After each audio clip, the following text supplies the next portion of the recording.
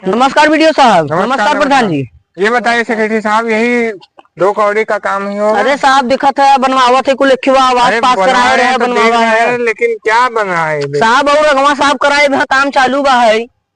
ये थोड़ा बहुत जल्दी जल्दी रहे तो हमारा करवा दिया और यहाँ बाकी वहाँ बनवावत है।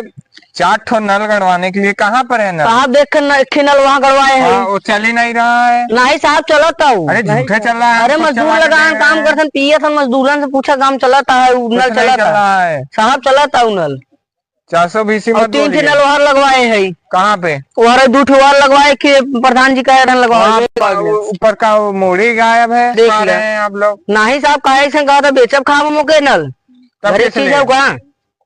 आपको जितना पैसा दिया गया उस पे काम क्यों नहीं हो रहा? काम करे है साहब, दिखावा तुम कहा नहीं किए है। देख रहे हैं साहब ये सब कहा 10 लाख रुपये पास करवाया, 1 लाख बनवाया, के बनवाया। रूम बनवा लिए, ऊपर का छती गायब है।